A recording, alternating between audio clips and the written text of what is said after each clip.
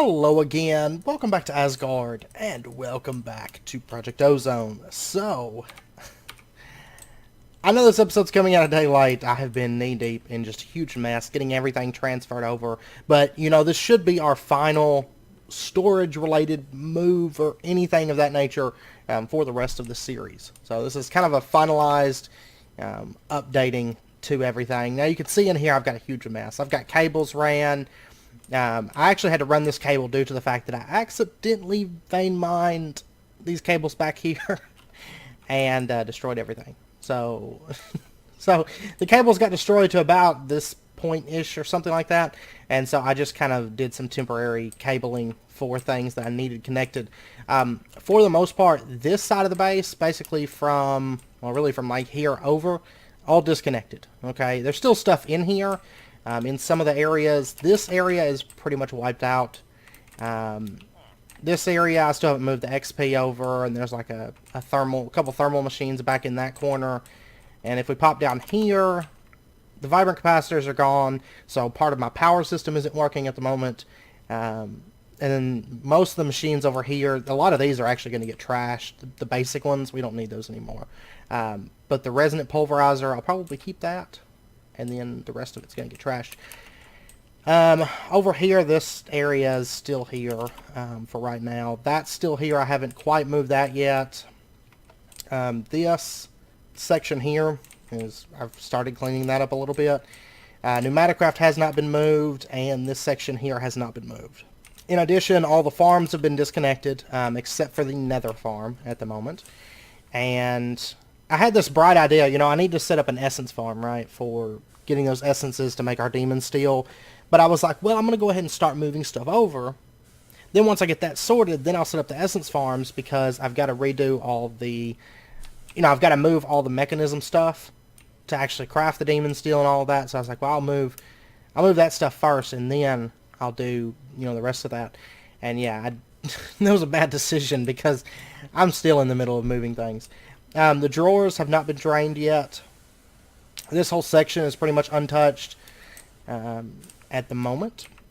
So over here, all these drawers, basically what I've been doing, and I think these are emptied. Yeah, basically what I've been doing is I've just been moving the imports over, doing 8 imports. They've all have full acceleration upgrades. Then I have 8 imports over here, and they're just kind of steadily working their way towards the middle. But it does take a long time to drain those drawers, those deep storage units, because of the fact that they have millions of items. And I mean, technically you can just pick these up and move them, because they do store their inventory. It's just when it comes to trying to sort out the deep storage, it just made it a little bit easier if I just started fresh and then just pump the items over, because it's something I can do while I'm setting up, automation and stuff on the other bases. But this way I can just pump it all into there and not worry about, translocating to a specific location or anything of that nature. But it has been a thing. I've been working on this for hours and hours and hours. I guess let's pop over to, I guess we'll start with Erebus first, okay? Erebus, I think it's probably the least altered at the moment, mainly because it's just the core. I'm just running it, kind of to run the AE control on this sub-networked kind of setup. So back in here, basically I just have controllers. I have a Tesseract here that's connected to the Jupiter power line, and then just a P2P. Okay, I've only set up one so far. This is just our first 32 cable connection that goes to our automation area. Okay, and then it just goes into a quantum link, and we have the Venus connection right there. Okay, so very, very simple. The P2P actually runs the Venus connection. That way I can have an absolute ton of connections coming through on one single connection into the quantum link. Alright. And then of course I can do that to, to multiple, through multiple quantum links, which we've everything I've been doing, there's a couple things that I've started to set up, just the basis of, that we have not covered. I'm not going to finalize that, and we're going to go get into it once everything's kind of settled. But really all I've been doing is just moving things that we've already set up. So then if we pop on over to Saturn, Saturn and Venus is where the majority of the work has been done since the last episode. Okay, I haven't done any building. This has all just been moving things. It's been terrible. Over here, I'm sure you can see the cables. This took about 9 hours. I'm not gonna lie. This took about 9 hours to do. And the thing is, I prepped things ahead of time going into this. If we take a look in this clipboard here, this is just some very, very rough math. It's probably not going to make a whole lot of sense. But I put a note here saying like storage, and I basically made notes of things that I need to make sure that I had on hand before I started moving the system. Because like right now, I can't really autocraft like anything. Like I have to.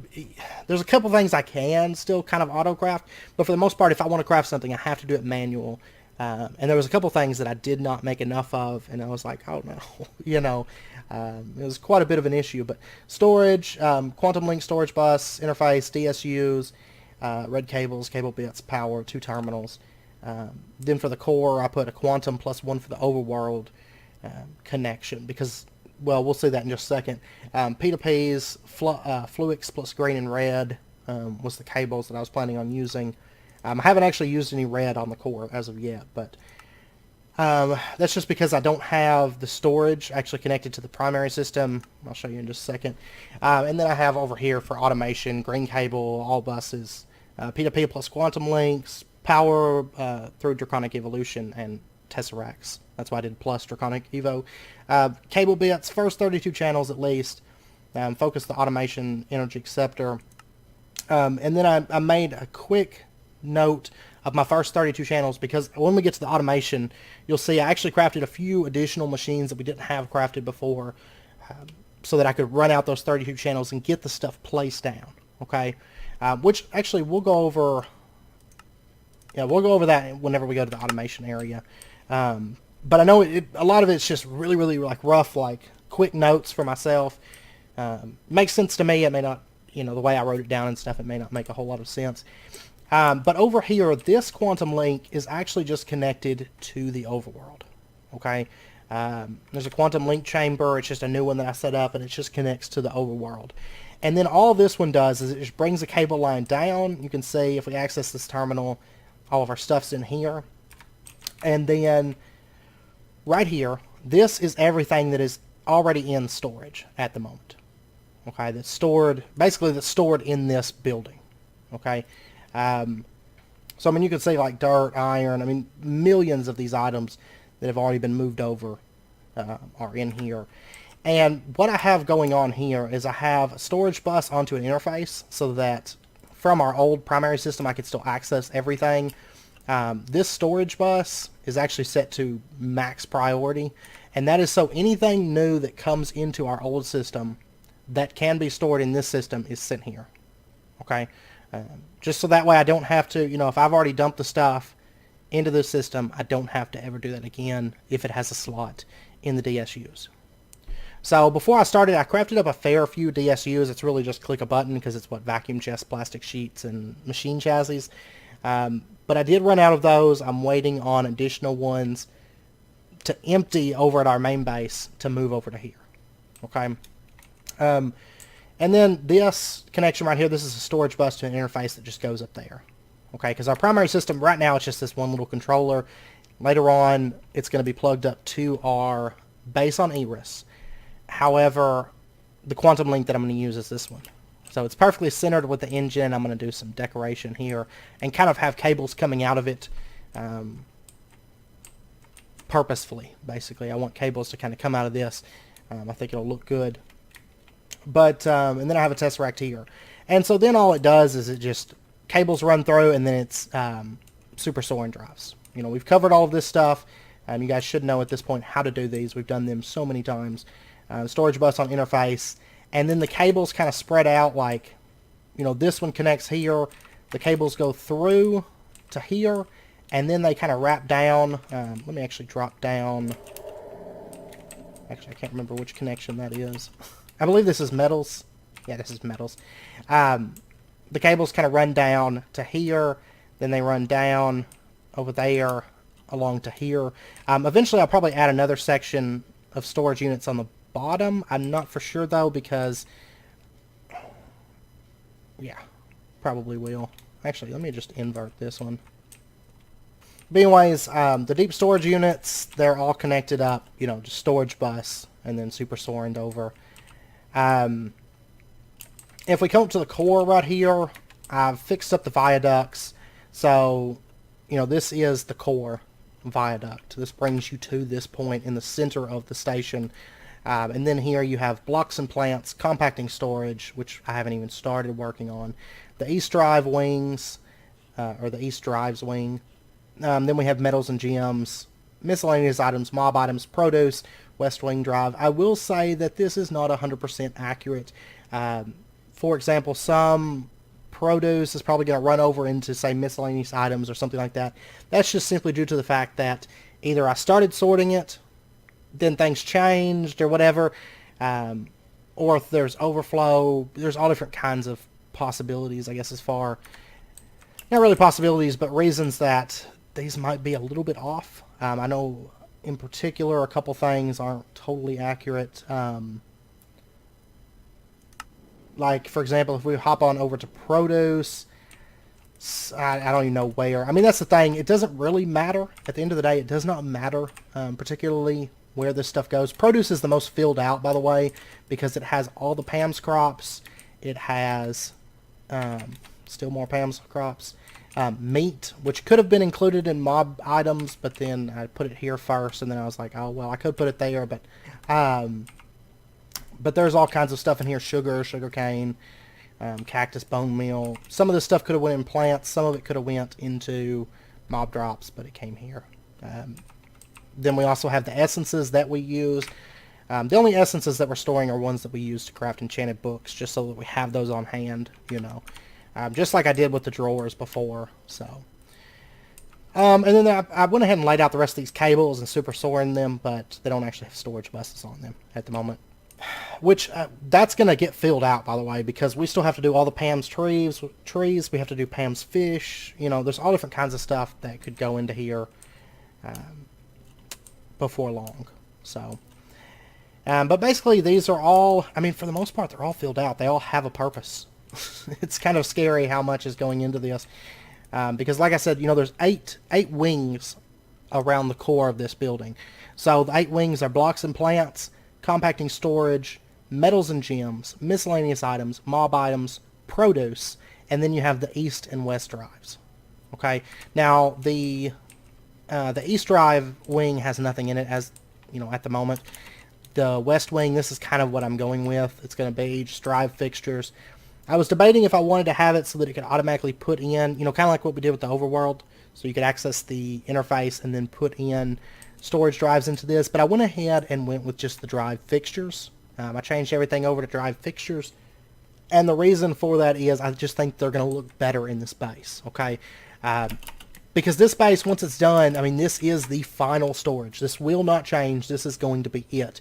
And it's the same with the automation. You'll notice things are a lot more clean and planned out. I mean, there's cables everywhere right now, but that can't be helped. But this has taken so many hours to do. So many hours.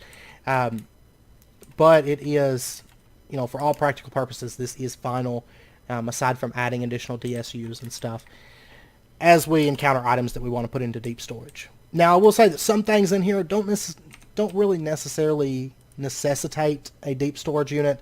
Like, for example, I have, that's, by the way, it's this, yeah. It's because everything's shut off, like armor and stuff's just going everywhere. It's a mess. I'm going to have to purge all the drives, like, very, very soon. But, for example, everything that's in here right now is in a deep storage.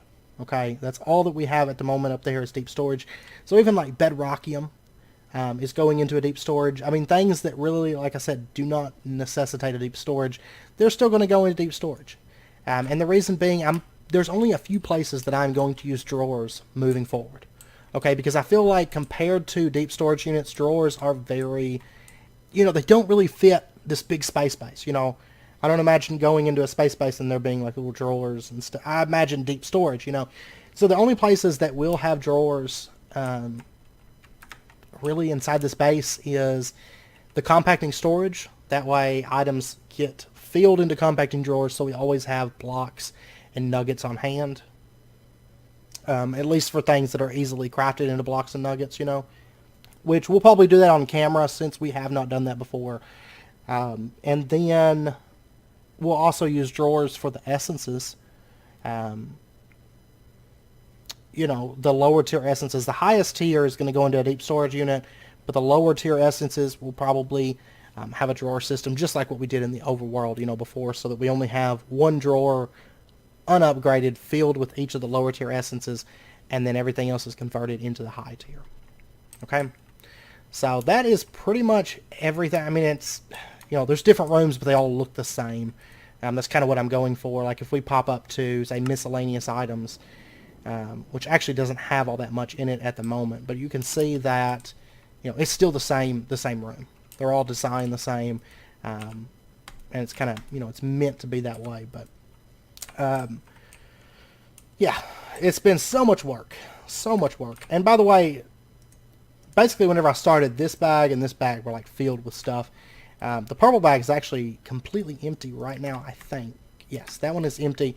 The blue bag, I've still got a bunch of stuff left. I crafted an absolute ton of stuff, but we still have a decent amount left. So I think I've still got, 4 quantum links, and made a little bit extra of some things, and some things I did not make enough of, like I said, and I've suffered for it as I've been doing this. So okay, so now let's pop on over to Venus. I'm actually gonna have to go to the overworld. And I know I had a question about doing all this on camera. No, that's simply due to the fact that I know some of you guys are ready to progress and get into Project E and get into, you know, Avaridia and things like that. And we have done all of this on camera before. So I know the majority of you guys probably do not want to watch us set up the exact same automation setups a second or even third time, you know. So, and plus, I mean, if we did it on camera, it would be 6 to 10 episodes of this, because I kid you not, if you look at the day, it's day 2185. If I recall correctly, the last episode was day like 2070 or something. It's, you know, it was like, and that's to give you an idea, and that's all been active hours. That has not been passive, just running the server hours or anything like that. I have spent hours and hours and hours working on this. It's been just terrible, honestly. But like I said, everything's kind of coming into a final placement. Over here, I've only worked on the first floor. And I mean, I have not done any decorative cleanup work or nothing as of yet. But everything's placed so that it's going to be easy to go through with covers and facades and things and clean this stuff up. You already saw this. This was here last episode. But our first 32 channels, if we pop upstairs, you can actually see up here, there's one thing I've set up here. And that is, if I can ever, I bumped up my speed. I don't feel like bumping it down. There we go. Over here is just our quantum link, energy acceptor, tesseract, you know. And this is the quantum link that connects to the base on Erebus. Okay, so this one, this connection, this system here, I think I've still got a terminal lying around, don't I? Okay, I don't have any terminals on me, so never mind. But anyways, this system here has nothing in it. There is not a single item in this at the moment because it's not connected to our storage base just yet. But basically, we are using all 32 channels. And if I open up that clipboard that I showed you guys earlier, you can see that I planned for 8 immersive channels. The Crusher and Squeezer, I decided to actually set those up in an automated setup. That would use 2 channels. The Coke Oven would use 1. We would have 10 different metal presses, 5 plate presses, only using 1 channel, 2 rod presses using 1 channel, because I decided, why not? We'll put rods in here too, at least so that we have it if we need it. And then we've got 3 gear presses equaling 3 channels, okay? And then we have 6 furnaces using 2 channels right now. I can adjust that later if I need to add additional channels to that. It's not going to be a problem. Because what I can do is I can actually cut off sections of this and add them into a different cable line. But as of right now, we only need 2 channels. 16 sag mills, okay, and they're all going to be using just 1 channel. 6 alloy smelters using 6 channels. 2 slice and splices using 2. 4 soul binders using 4. The spawners are going to be freeform. We'll get into those probably next episode. It'll only take a second. We actually already have all the spawners crafted that we need, because the only spawners that we need for the soul binders are witches, which we already have that spawner, endermen, which we already have that spawner, and zombies, which we already have that spawner, right? And villagers are handled differently. There is bat souls that you can use with the soul binder for making the flight modules, but those are really only used in like angel rings and the jetpack that we've already made. So there's really not a whole lot of point in doing bats, I don't feel like. And the math worked out better when I didn't have bats. So I was like, okay, we're going to cut that. And then we have 2 item fabricators using 2 channels, 6 induction furnaces using 6 plus. We'll need 6 sets of upgrades. I've already crafted those. And then a capacitor bank. So, and right now it's just kind of get whatever there is. That's what that there's for. Eventually it's going to have additional vibrant capacitors, but I was like, I'm just going to grab what I have, set it all up here, and then I'll craft whatever I need later once I have the full system connected, right? So basically, if we look over here, there's our automated crusher. And granted, I could use the one that's on Mercury, but I'd rather have one here. You know, it just kind of makes more sense. And this is all set up the same. You know, interface connects into the top, and then it pumps out to the Skystone chest, which then feeds into that interface there. Okay, and then the metal presses. This is the ones for rods. So basically, it feeds into a chest. Rods, we don't have to separate or get exact counts of those, so it just pumps them through, creates rods. They go to this dropping conveyor belt into the Skystone chest, pump back to the interface.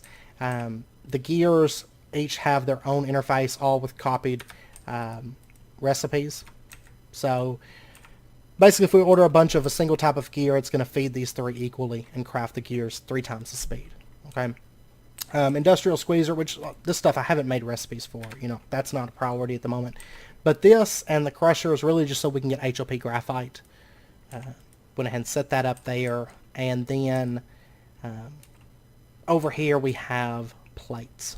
And basically, you know, it's the same as the rods were. Pumps into the diamond chest. They get separated between these 5 presses. Pumped in the Skystone chest, then pumped back over to the interface. And then we have a coke oven. This one is just an exporter, and it's going to export coal. I only put 1 because really our coal coke needs are not that high. It doesn't necessitate a big factory of coke ovens. 1 coke oven is more than enough for our needs. With it, as you know, with it constantly exporting, I haven't put in the importing system or the fluid system as of yet. That's not a priority. And then over here we have our furnaces. Basically, interface here, interface here. These 2 house all the recipes, and they send the items down into the chest here. It pumps out on the blue, goes into the top, and then items get pulled out of the bottom and pumped back up to the interface. Then we've also got this brown channel. I haven't plugged this up just yet. Basically, this interface is just going to keep like a stack of mini coal on hand, and then it'll pump through on the brown channel and fill these furnaces. Okay, and we'll put a crafting card in it and all of that. So those stay filled. Over here we have sag mills, interfaces, you know, diamond chest. It spreads it equally between the sag mills. Some of the stuff, okay, I thought I'd put round robin on that, but I wanted to make double check it. Alloy smelters, each of these have their own flat interface there, and basically they just pump back into the interface when they're done, and that's pretty self-explanatory. They all have copied patterns for fused quartz and vibrantium. If you recall, we used to have 5 of these set up. I just added an extra one just to make everything a little bit more even. Then we have slice and splices. These are configured the exact same way that we used to have. There's just 2 of them instead of 1. Soul binders, these aren't fully set up. I do have this one set up with the enticing crystal. One of these has a full face interface. That's just so the other ones can pump out on filters into the interface, which that stuff, none of that stuff's configured. That's just placed for my benefit, really. And then over here we're going to have our spawners. Okay, there's going to be 3 of them. I'm going to have to maybe do something there. I don't know. But We have our Enderman spawner and our Witch spawner. I haven't brought our Zombie spawner over yet, but basically these will just keep these filled with soul files. Okay. And then item fabricators set up the exact same way that we used to have. So, and then induction smelters set up the same way. I did upgrade to 6 of these. Originally we only had 1 and it was a basic. That is because here soon we are going to be really getting into solar panels. We need to be able to craft solar panels very, very quickly because the high tiers take so much to craft the high tier solar panels. So, yeah, speed ups and 6 of these, and they all have copied recipes for photovoltaic cells 1 and 2. Okay, and then over here just vibrant capacitor bank, making charged draconium. That's simple, and that's really where I've spent most of my time so far. So it has taken a very, very long time to do this. And the nice thing is at this point, like moving, you know, that's why I went with the importers. I mean, I know there's like, you know, there's quicker ways, technically, like quicker as far as moving items. But this is a very, very simple thing to do because you can just do like that, that. Oh yeah, these DSUs aren't going to... That. And then all I have to do is just run the cables over. I can just throw these on there.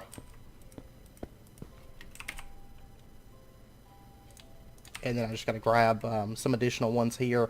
I did forget to unlock these.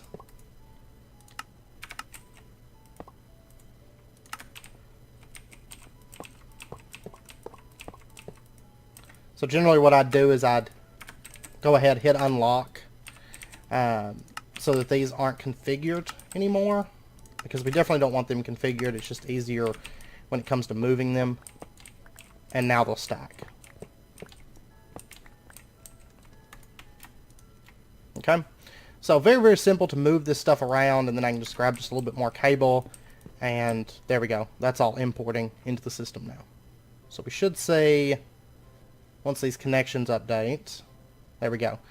So now it started pulling out like the energetic alloy and the tin and whatnot. It's just very, very quick for me to move it because the speed that these get pulled out is not that big of a deal because I have so much other stuff that I'm working on that by the time I'm done, if these just passively pull with importers, it'll be emptied. So I'm not, you know, I'm not too concerned about that.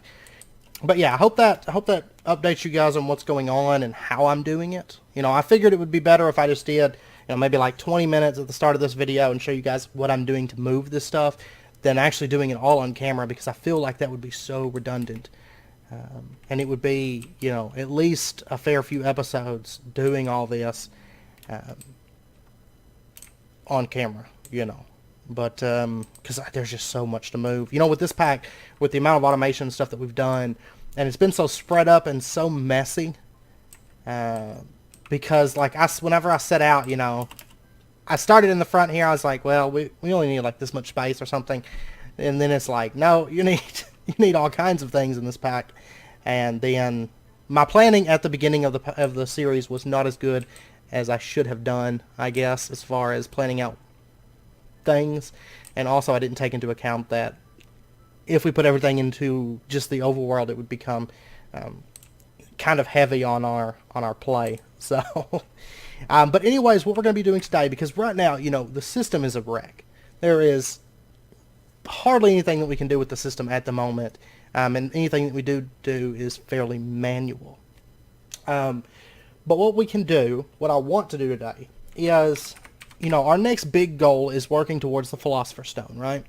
Now, most of the stuff with the Philosopher's Stone is fairly straightforward. Molecular assemblers, dark steel balls, vibrantium, advanced PCBs, orange plastic.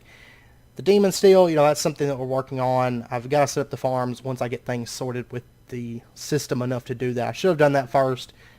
It was my bad. I didn't do it. And now I'm kind of caught between a rock and a hard place, and I have to get the system sorted before then being able to actually work on this.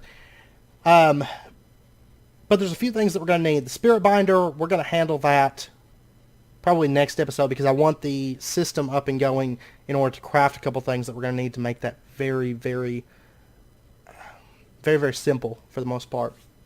And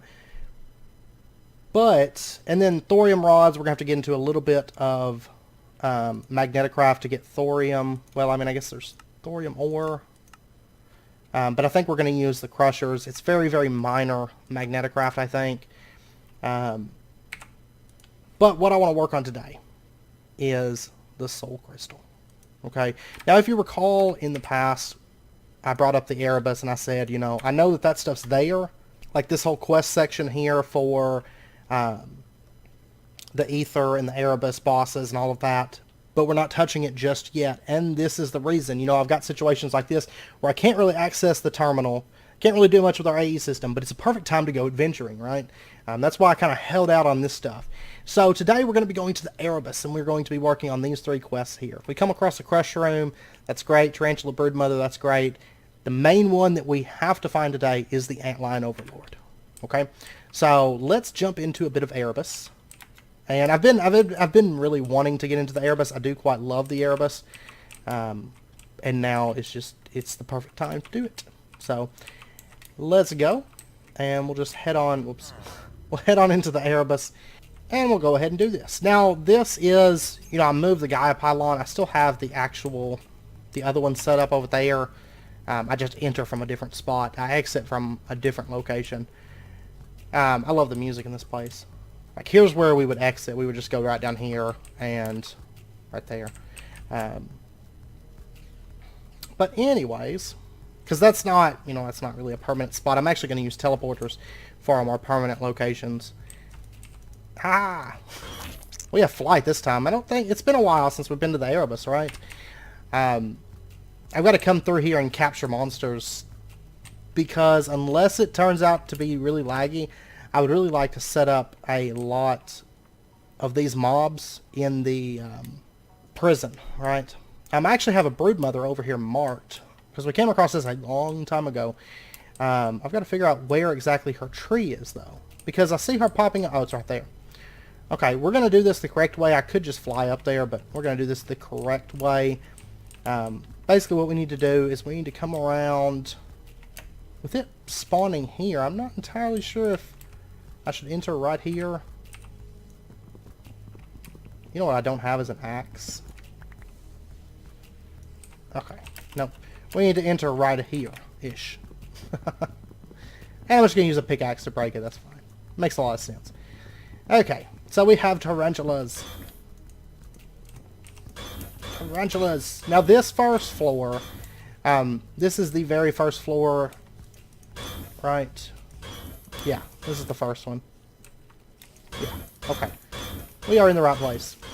Basically, there's 4 tarantula spawners in this floor, and so many tarantulas. Basically, we have to break through these webs to get to them, and then break the spawner. So I'm just gonna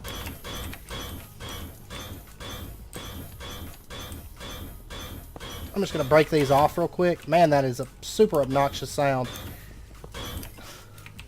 So obnoxious. Okay. I'll tell you what I'm going to do. I'm going to... Wow, my health... I'm actually taking a beating from these guys.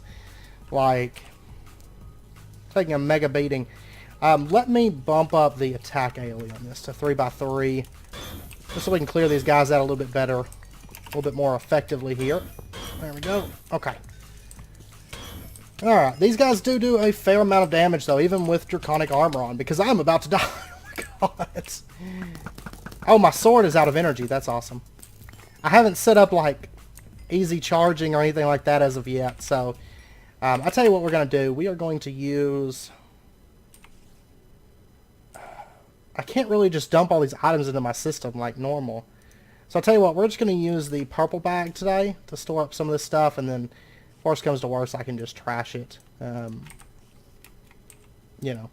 But anyways, there's chests here that have some Erebus loot. We've got exoskeleton stuff and some jade. And then... Jade. I'm going to grab these broken spawners, because we'll be able to use them when it comes to getting our souls for tarantulas. Most of the stuff I don't really care too much about. I do want to get the exoskeleton plates because we're going to need those in just a little bit. The string I want... I actually need one more piece of string. Let me grab one. Okay. So we've got 8 pieces of string. We have plenty of exoskeleton plates. And then I think the rest of it, if I recall correctly, it's like magma cream and magma eyes, which we'll get into that in just a little bit. But anyways, to move up, now we have to climb this vine wall and go up through the thing there. Now we've got 2 spawners on this floor. I am just going to...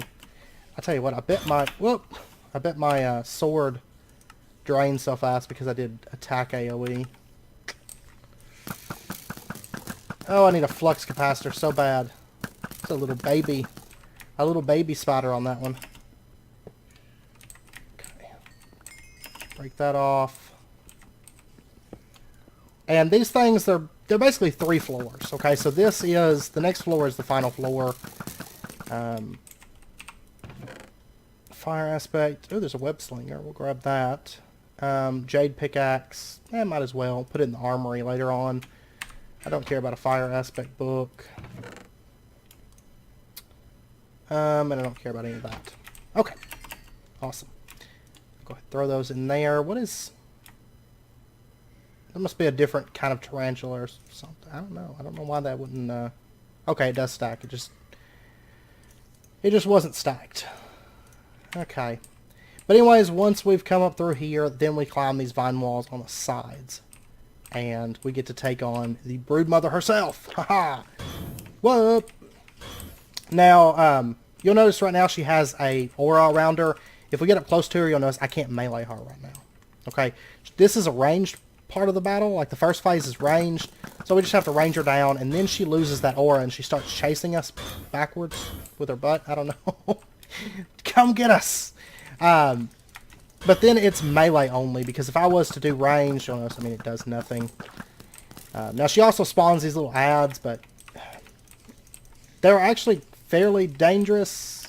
I'm doing, like, a whopping no damage at the moment. Okay, I tell you what, I'm going to grab my Eviscerator. See, I can still use my system for some things. Still has a use. There we go. There's a little bit more damage. I tell you what, let me... I'll tell you what we're going to do. Because the little baby ones, they can still be hurt. We're going to do explosive. Okay. And now we'll just burn through her real quick. Now she's turned orange. If I recall correctly, I think orange, she does a bit more damage, I think. Don't quote me on that. But anyway, she is dead. She is dead. And then she's going to do this, like, death animation. She's going to dump out a bunch of XP. And then she's going to drop... Oops. There we go. There we go. Oh, the sword is useless right now. She's going to drop a tarantula egg. We also got the Oh Come On achievement. I killed a boss and all I got was this lousy t-shirt. But we'll go ahead and grab our tarantula egg. And then we also got a tarantula boss trophy. It's basically a t-shirt that we can wear. And you can see it's got the tarantula boss on there. Actually kind of a cool little thing. I actually like that quite a bit. And then I don't know what all... Okay, the tarantula egg's not used to craft anything, but we can use that. We'll use that later on. Not today, probably, because I want to focus on some bosses today. And we did complete that quest. We'll go ahead and grab our reward for that. Let's see what we get. Fingers crossed that we get something awesome. An Amulet of Growth. Okay. Alright. Anyways, now we are off again, looking for the other 2 bosses within the Erebus. The first one being the Crush Room, and the other being the Antlion. Now, the Crush Room is actually... It's in like a fungal forest, if I recall correctly. But the Antlion itself is actually in a structure. So basically the 2 biomes that we're looking for now, like the Baobab spawns in the subterranean savanna, is I think the only place that it can spawn. But the other places that we're looking for are the fungal forest, and which is actually this biome right here that we're standing in. There's a boss that can spawn here, and then there's also one It's like in a desert. I can't remember because there's a couple different desert biomes within the Erebus, but it's in like a desert-style biome. Okay. Now, the crush room is fairly rare, but I'm going to have a look. Oh, here's a mob dungeon. And I do want that spawner. Whoops, I forgot I still had explosive power. Sorry. Probably just broke the spawner, didn't I? Yes, I also broke the chest, so... Or was there a chest on that one? I can't remember, but... Anyways, I did break the spawner, so GG me. We got an Umber Golem statue, compound eyes. I will take those. And then a fly wing and some bone shards. Alright. Anyways, we are looking for the crush room. And he is very noticeable once we come across him. Oh, I love those beetles. Hey, hey, hey. I want one of these beetles. Actually, let me just grab my soul vials. I could be grabbing bugs that I want. Like the primary ones that I want right now. I'm going to grab me one of these guys. Oh, crush room is nearby. Okay, we just got to find him. He's very noticeable once we come across him. He will definitely stand out. But he's kind of camouflaged into the biome somewhat. There he is. Haha. That is the crush room. Oh man, he disarmed me here.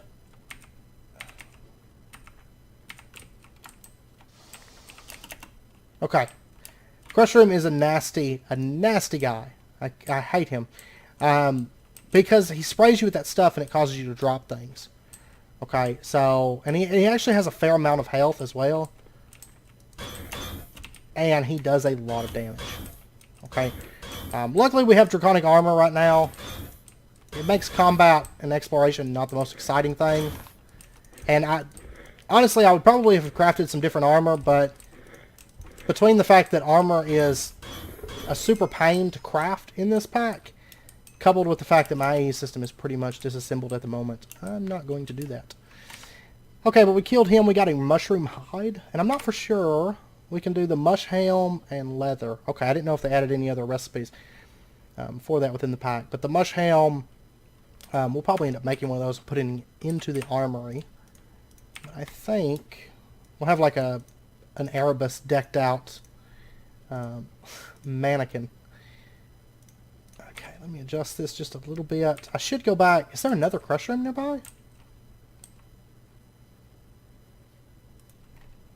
It does appear that there is. Okay, but anyways, there was a little beetle running about. I kind of want this mosquito that's on me at the moment. There we go. They'll latch onto you and drink your blood. And they're kind of nasty.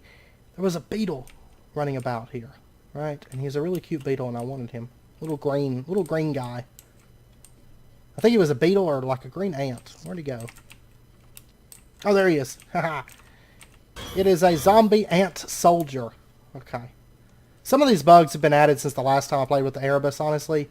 I do not remember zombie ant soldiers. Maybe they were around, but another crush room. We'll go ahead and just wreck him real quick, just to get his mushroom hide. We actually got 2 mushroom hides from him. Awesome. Okay, but anyways, now we are looking for a desert-style biome. Sometimes these can be hard to find, in my experience. It can take a little bit, but for the most part, fly around or run around for a little bit, you'll eventually come across them. Now, one thing I would like to do at some point, and Livid's Bane, and we'll take a wasp, sure, whatever. Okay, I'm gonna have to make a list of all the bugs in the Erebus, so I can, like a master list, so I can get all of them, because there is a bunch. There's a bunch of creatures in the Erebus. Adds just an absolute ton of mobs. 3 bosses. I think there's only 3 at the moment. I could be wrong. By the way, we actually completed a quest here for the crush room. We'll go ahead and turn this one in real quick. It is a good bag with chance isohedrons. Cool. Throw that into there. But one thing I would like to do, because Erebus actually allows you the option of starting in the Erebus, you know, and playing survival mode, starting from the Erebus, okay? And then eventually, you know, you can get a Gaia staff and make your portal to the overworld. But you actually have to start in the Erebus, and I would like to do that. That's something I have never done, is Grass Humper was slain by a wasp. Okay. Are these just like little flies? Yeah. But I would like to do that at some point. I think it would be a lot of fun to do an Erebus start kind of experience. Oh, I want these. I want these moths. Moth. Haha. Okay. Anyways, I'm looking for deserts. And then, by the way, there's all different kinds of bugs underground, too. Oh, it looks like we're getting close. This is, volcanic desert. Oh, there's praying mantises. Umber golem. Yeah, we're close. We are very, very close. I do want this mantis. I actually got 2 praying mantises. I don't want 2 of them. Go ahead and throw one of them down. Umber golem, that means we are very, very close to where we're looking for. Like, very, very close. I'm just trying to find the actual spot. Because it's partially underground, but the majority of it is uncovered. So you can actually spot it from the, you know, from above or whatever, from flying or running about. Just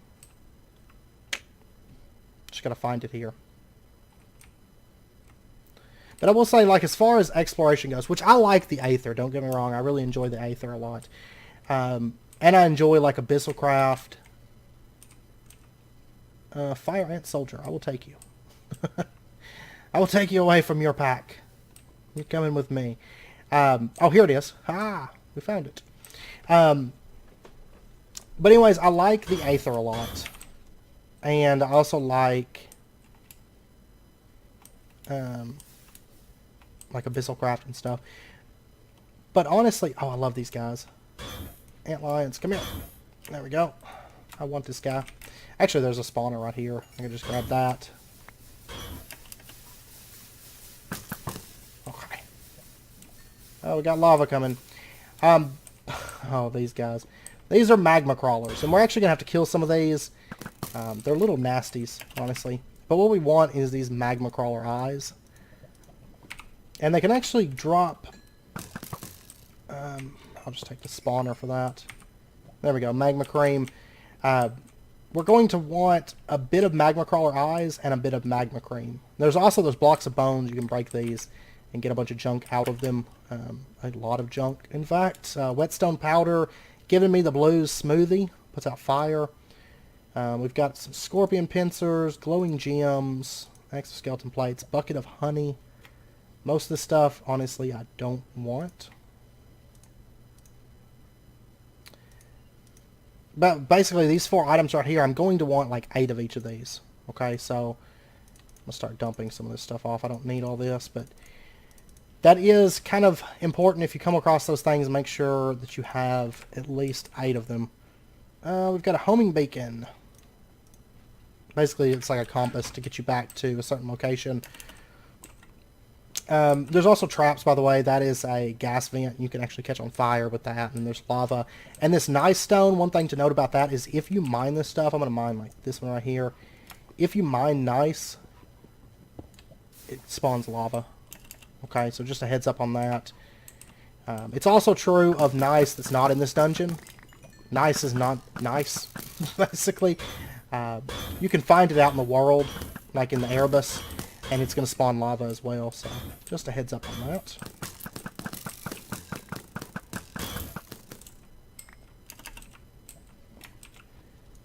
Here we go. Here's all the spawners. And you'll notice that the spawners actually drop stuff as well. And then you'll find chests in here. There's a jade chest plate, a wasp dagger. And basically right now I'm looking for... I have to go to the 4 corners of this pyramid. Like, it's basically a maze once you get in here, but I have to get to the 4 corners of this place because there are bosses in each of those. Okay, so right now I'm trying to get to maybe I'm getting close. I'm not for sure. I don't think so. Now you can mine through this if you want. So if I wanted to, I could mine that and vein mine it. But just bear in mind, I mean, there's going to be lava all over the place. And it actually makes things kind of hard to navigate. So generally I try to avoid that. Plus, you do run the risk of stuff burning up in the fires. And I don't know, I've just found it easier just to tackle the maze. Oh, here we go. Here is our Umber Golem Idol Guardian. Now there's 4 of these guys, and each one drops a totem. You could say this one dropped the Gold Scarab Idol. Okay. Then there's like, I think there's Iron, Mud, and something else. I can't remember. Lifeblood, we'll take that. A lot of this stuff we're not going to use just yet, but we will. A little bit later on. How much? I'm going to need magma cream, but actually I think... Yeah, I've got a little bit of magma cream in here. I'll just grab some of that.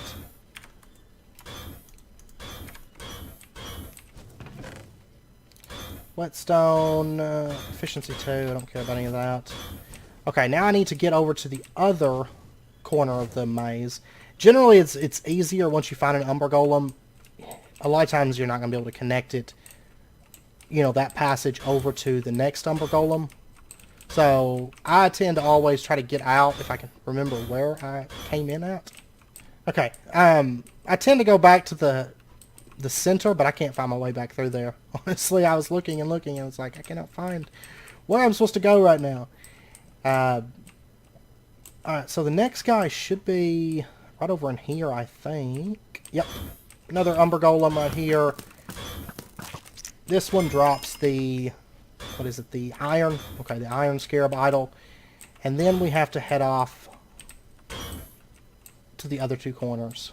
So the 2 corners, we've done the east side of the temple. Now we have to go over to the west side story and do that side. Your lava cannot stop me. I keep getting lost in here and I can't find my way back to the center, so I'm just like, okay, whatever, we're just going to tear through the temple. As long as I'm not just digging up all the things, that's fine. Because I don't want lava all over the place when I'm trying to deal with the Umber Golems and stuff. But we're getting close. He should be off. Okay, I tell you what, I did a bad thing. I didn't mean to do that. I think sponges can handle it. I accidentally... Oh yeah, they burn up, don't they? I accidentally vein mined that. When I was trying to go through the wall there. There we go. Totally on accident, but whatever. Okay. So that one is the Mud Scarab Idol. And now we're just missing one more, and we'll just head off in this direction. See, I made a huge mess over in that corner. I was mining it, and I wasn't thinking, and I was holding vein mine and just destroyed everything. Would you stop making all that racket? Ah! You die! Oh yeah, and then it's a Jade Idol was the other one. Okay. So anyways, we got our 4 idols now. And let me go ahead and dump some of this stuff off, hopefully. Alright, so now we just have to get back to the center of the temple. And I'm hoping that this leads me there. Okay, there we go. Now you will notice, I mean, these temple pillars you can break, but if you were to come over here, the temple brick unbreaking, this stuff cannot be broken. Okay. And that's why we have to do the puzzle. I mean, there's no way around it. You have to do the little puzzle down there. Which is fine. I actually like the puzzle a bit, the maze and all the combat and stuff. Until I get lost, like you saw there. But anyways, we have to take these 4 scarab idols and put them into corresponding colors. So mud goes into the brown one, jade goes into the jade one, iron goes into the iron one, gold goes into the gold one, and then it destroys that top block. And you can hop on down here. Okay? And by the way, these are bamboo torches. These are Erebus lights. Basically like big torches. They're really, really cool though. And by the way, this thing, the temple teleport pad, this is going to take you through the temple a little bit quicker. But basically we're going to have to go through these doors here. And you can see there's 8 little indentions there. What we have to do is we have to match it up. I think, is this one exoskeleton plates? Or no, I'm sorry, it's jade, right? Yeah, that's right. Okay. The chest here has 8 jade in it, and then you have to take the jade and put it into these. I'm losing my mind, I think. It's been a little while since I've done the Erebus. And then it's going to do that, and we can step onto this, and it's going to teleport us down to the next floor. Okay, and here you have more of those little things, those little indentions, and this is where we're going to use our exoskeleton plates. We'll just put these into there. Pow, pow, pow, pow, pow. It's going to open up that, and by the way, you can use these teleporters at any time. If you step onto these, it'll take you back upstairs. Okay, if you want to leave or whatever. These will stay unlocked, though, so you can leave. Now, if you may have just noticed, I'm sorry, you have to step on this teleporter. That's going to hurt you. It kind of does like a little shock thing. I don't believe they're breakable or anything. Alright, so the next one, this is where they want the magma cream. So we'll just click these into there. And then we'll step onto the next one. This is where they want the magma crawler eyes. And then the last one is string. Okay, this just kind of represents a lot of the different mobs that you're going to be facing in the Erebus. And there we go. We got ourselves a potion of night vision, potion of fire resistance. That's just kind of to help you out. And then we have this big central portal that takes us to the Antlion Overlord. Let me dump off some of these things. And here we go. I will say this isn't going to be all that much of a challenge, but this is the Antlion Overlord. And you'll notice it throws off these ghost sand blocks. It can basically suffocate you. Then if you get down here with it, I mean, it does do a fair amount of damage, but I mean, you can see it doesn't really move all that much, do that much. You do have to watch out because all of this is nice gas vents. It can randomly set off and catch you on fire, but anyways, and you'll notice, I mean, it's immune to range and all that. You actually have to get up in melee range and take it on. Now, it does have a massive amount of health. Like, it's crazy amount of health. But that's okay. We'll just kind of sit here and trade blows with it, I guess. And you will notice that sand gives you like a short blind effect as well. So, man, it's actually, if you notice my draconic armor, it's actually doing a lot of damage to me right now. And then it has that jump too. Forgot to mention that. It can do like a jump, and if you get hit by the effect that comes off of it, it does a bit of damage. So, my draconic armor is about to die. Well, haha. Okay, I didn't expect it to be that much of a difficulty, but yeah, we're gonna have to upgrade our draconic armor at some point. I'm getting beat on by an Antlion Overlord like something terrible right now, and I'm pretty sure it's immune to ranged all the time. Yeah. Okay.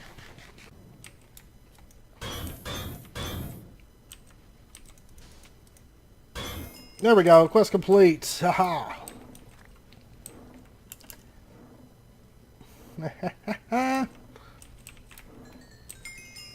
Probably one of the coolest bosses. I will say I like the Broodmother's mechanics more. And then we got an Antlion egg. We'll go ahead and grab that as well. I do like the Broodmother's mechanics a bit more, but I love the Antlion as far as just difficulty. Especially without draconic armor, you know. But anyways, we got the Quake Hammer. Now this, you can, is it sneak? Is it? Yeah, hold right click and it's going to kind of, looks like it's getting larger. That's going to affect the damage and the radius and stuff. Then you can release right click. Oh no, shift right click and you activate the attack. Okay, so if I hold right click and then do it, you kind of get like an effect, but you get more damage and stuff out of it if you charge it up and get it to full, and then you release that and it does like an AoE, full 360 ground smash, right? But we did get our soul crystal. Now this is only used for the philosopher's stone. We really only need, I guess, one of these, honestly. Assuming that the philosopher's stone isn't used for anything. I didn't think about that. No, I mean, it's used in crafting recipes, but that's all stuff that you get it back from. So I think one of those will be plenty, honestly. We also completed the Antlion Overlord quest. Let's go ahead. We get a mining multi-tool, compact giant chance cube, full heart. We can actually make the Aurora dimension with that as well. I want to say, yeah, I looked at that before and it's not craftable. You can only get that from the Antlion Overlord quest. But you can make a mining dimension, so you could run miners or something if you're not into RF tools yet. But alright, let's go ahead and claim that. What did we get? What did we get? Did I not get a loot bag from that? Huh, I did not get a loot bag. Oh, there we go. It just didn't. It's like a visual bug. It's an epic level loot bag. We got a terrible reward. Awesome. Okay. But at least now we have our soul crystal. So I mean that's the biggest chunk of the Philosopher's Stone stuff that we needed to get, I think. The thorium rod, that's not going to take that long. Mainly just getting that thorium dust. The demon steel is the other big part, but then a lot of that's just I need to get farms set up and let the pack run for just a little bit. And then the spirit binders, those aren't that bad. Those are not that bad at all to get that crafted. So possibly next episode we may get the Philosopher's Stone. I think next episode's a world download. So my goal is to get the Philosopher's Stone, but we'll see how things go. Probably shortly after this episode, I'll probably go work on setting up the farms, you know, and basically getting that up and going, because that's something that I need to get done. And then I'll finish moving stuff over. Really, it shouldn't... I mean, I'm kind of just... Like I said, I was just letting the... I'm kind of looking for something here. I'm kind of just letting the importers handle all that stuff passively. It's just... It's easier for me when I'm doing a big thing like that and trying to sort stuff to just start with a fresh slate instead of, like, loading up bags, like bags and bags with deep storage units that aren't sorted and all of that. That's just how I do it, you know. The easiest way for me to handle it. I don't mind the extra time, because honestly, while it's importing those items, I'm spending all that time working on moving the machine setups over. So it's not really any more time for me. It's just, I've got a lot to move, you know. But yeah, so I was kind of looking to see if there was an antlion den around here, but I'm trying to find ghost sand. Oh, here's another one of these little dungeons. What do we got? Fly wings. Bone shards, okay. Not really interested in any of that. There is a few other dungeons. You know, I was trying to find the antlion den. Basically, in these biomes, there's this thing called ghost sand, which you can actually fall through. And it'll be like a little antlion den at the bottom with like a little antlion. And there'll be like a little treasure chest. I mean, it's nothing, you know, it's nothing too crazy. It's just like a small little dungeon with a chest and a mob in it. There's also inside the... It's not this one. It's, I think, the fungal forests, right? That have the... Let me see. I have to go off back in this direction, I think. Oh, no, it's off in this direction. I think it's the fungal forest. Oh, here's one of the dungeons. This is a wasp nest. Basically, there's just a little wasp spawner up here. And there we go. Which we actually have one of those in the overworld, if I recall correctly. A wasp spawner. I can't remember I don't think I ever broke it. If I did, I didn't mean to, I guess. But I don't think I ever broke it. There's also some tree stumps. And like I said, I think those are in the fungal forest. Those tree stumps are. And I think that's all the dungeons. I think.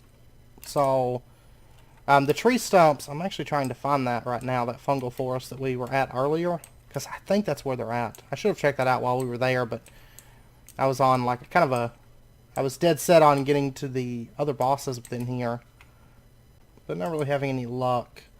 The tree stump dungeons, they're fairly rare. But basically what they're gonna spawn in is like, it's like a rotted wood or something, like a rotted tree stump, kind of like this stuff. But there'll be like a spawner in here in a chest, kind of a thing. I don't think it's under the floor. No, okay. It's just they don't always, you know, not every tree stump that you find is going to be one of those little dungeons. And sometimes mold grows in these, by the way. This stuff right here. Is this... No, that's not one. Like I said, I mean, they're fairly rare, but sometimes you will find dungeons in those. So if you're exploring and you come across them, check inside of them. I think, if I recall correctly, they look pretty much like those other tree stumps. It's just kind of a luck thing. But yeah, so anyways, I think I'm going to end it out there. I know it's about wrapping up point. Next episode, like I said, we'll be doing the rest of our work towards getting the Philosopher's Stone. Okay, I should have everything sorted. I mean, I'm really not that far off right now, and then I've got to get the farm set up pretty quickly, which I'm just going to use the farming stations that we already have set up.